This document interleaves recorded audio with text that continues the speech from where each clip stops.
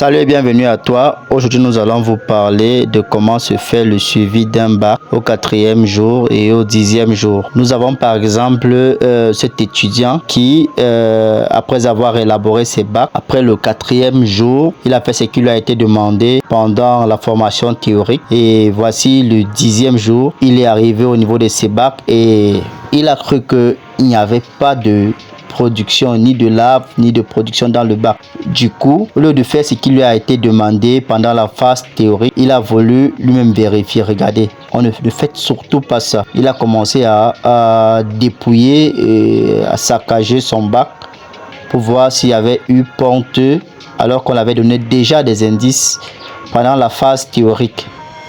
Et quand vous faites ainsi, vous détruisez l'écosystème dans lequel vont évoluer les larves. Alors, ça c'est le premier cas.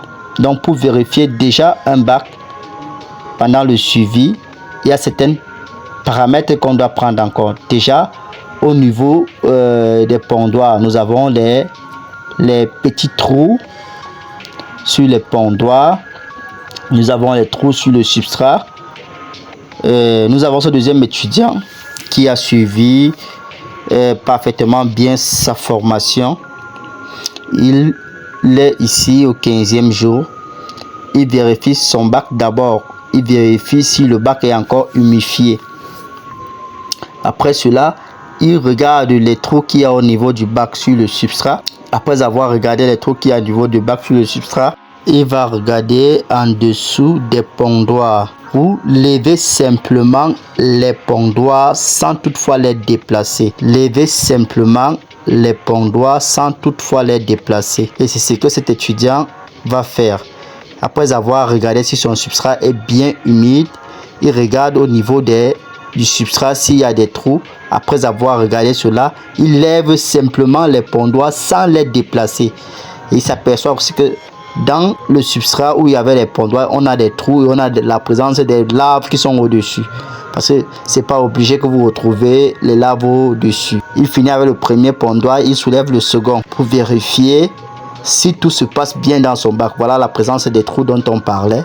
Vous voyez que là, le suivi, il est fait dans un endroit déjà là où il n'y a pas de mouche. Parce que pendant que vous faites votre suivi, une mouche peut s'intégrer et pondre. Et cela peut apporter les larves de mouche au niveau des bacs. Il va dans le troisième pondoir, il regarde. Voilà les trous dont on vous parle. Voilà les indices que vous pouvez avoir pour savoir qu'un bac déjà à ce nombre de jours est productif ou bien s'il y a eu ponte ou pas. Alors, ça ne servira à rien d'arriver au niveau d'un bac pour faire le suivi de ce bac. Ne pas prendre en compte ces paramètres. Regardez d'abord si le substrat est humide. Regardez s'il y a une présence de trous au niveau du substrat. Regardez au niveau des pots de coco. Si en dessous des pots de coco, il y a aussi des trous. Et en dessous des pots de coco, il y a des trous pour montrer que les larves sont passées.